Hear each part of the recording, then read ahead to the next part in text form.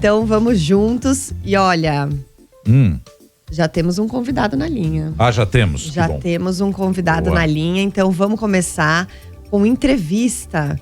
Porque ontem a gente começou com uma entrevista aqui e hoje, mais uma vez, a gente tem um convidado para falar um pouquinho sobre todo o clima de tensão e medo e os ataques que ocorrem lá entre Israel e o grupo Hezbollah.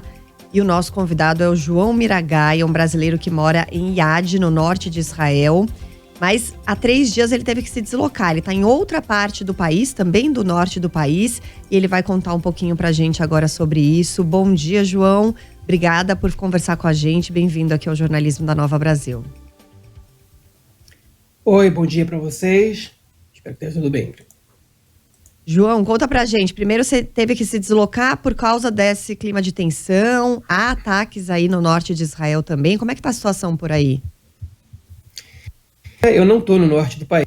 Eu me desloquei, como você bem comentou, estou na casa dos meus sogros, que fica... Eu moro a 30 quilômetros da fronteira com o Líbano. E, enfim, agora eu estou numa localização que fica a 80 quilômetros. Na região onde eu estou, não houve ataques até agora.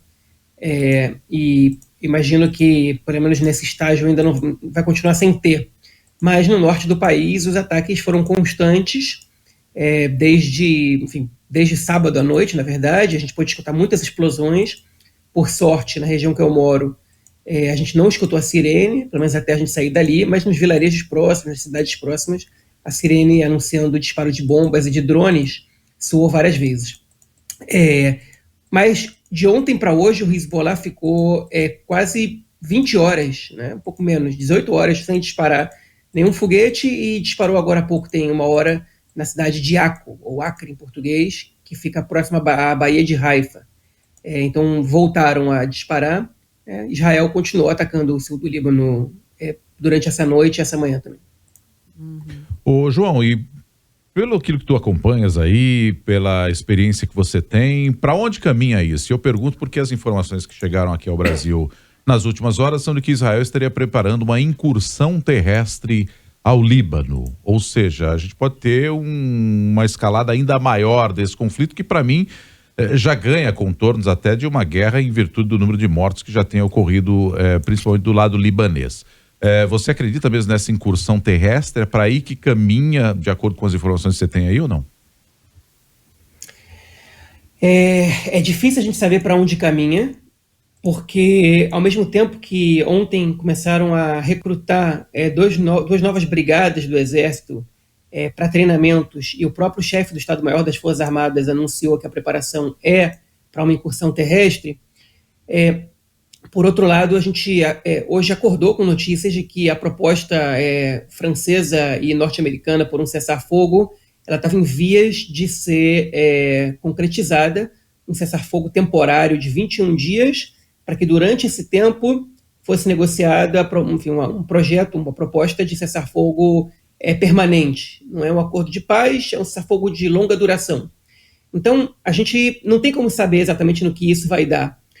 Tem gente que acredita que vai haver cessar-fogo e depois, caso ele não acarrete num cessar-fogo de longa duração, então Israel ganharia legitimidade para poder fazer a incursão terrestre, uma vez que o Hezbollah não teria aceitado se mover para o norte do rio Litânia, que é a exigência israelense. Tem gente que acha que Israel não vai topar as condições desse cessar-fogo temporário, nem sequer temporário, porque o momento de fragilidade do Hezbollah deve ser aproveitado pelo exército israelense para, eliminar de vez o seu potencial militar, pelo menos para afetar os cidadãos do norte. Eu não descartaria nenhuma possibilidade. E a verdade é que as informações são tão contraditórias umas com as outras que está difícil traçar para os próximos dias qual vai ser o cenário. Eu acordei achando que a gente ia ver um cessar-fogo temporário, e agora há pouco Netanyahu disse que ele ainda não respondeu à proposta americana e francesa, e que por agora os ataques continuam. Então não dá para saber exatamente qual vai ser a posição a ser tomada. Ô João, e como é que está a percepção, a sua, de brasileiros e principalmente, né, de israelenses a respeito da atuação de Benjamin Netanyahu em relação agora ao Hezbollah e em relação também aos palestinos, à faixa de Gaza? Aí a gente tem que separar em duas partes essa avaliação popular. O governo Netanyahu, ele tem uma aprovação muito baixa.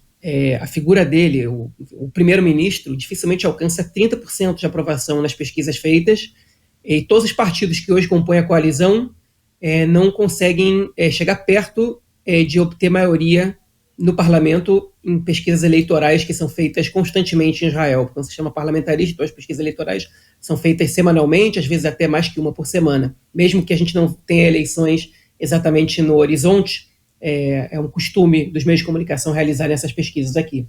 Então o governo ele é impopular, e a população israelense também, hoje em dia, ela apoia o cessar-fogo na faixa de Gaza, ainda que Israel tenha que se retirar totalmente, pela volta dos reféns que ainda estão ali, são 101, e a gente calcula, a gente tem informações que 35 deles não estão mais vivos, mas que os outros, enfim, as informações que temos é que eles provavelmente estão vivos, né?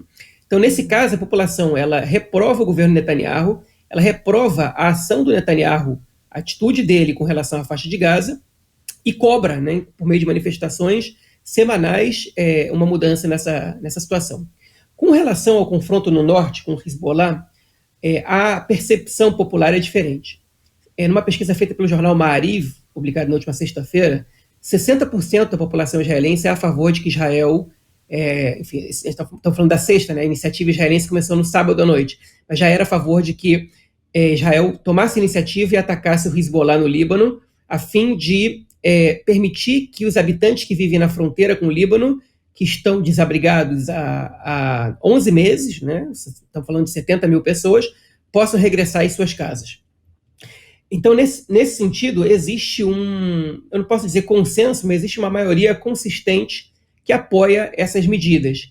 E essa maioria consistente, ela conta também com os 3 principais nomes da oposição do país. 3 ou 4, a gente pode dizer assim, porque tem um deles que hoje não está no parlamento, mas que aparece bem nas pesquisas, né? Que é o Naftali Bennett, ex-primeiro-ministro. Todos eles são a favor da ação militar contra o Hezbollah, avaliando que o Hezbollah não deveria ter criado essa zona de tensão com Israel, e que já deveriam ter, enfim, que essa guerra já deveria ter terminado, os moradores deveriam ter sido permitidos voltar às suas casas.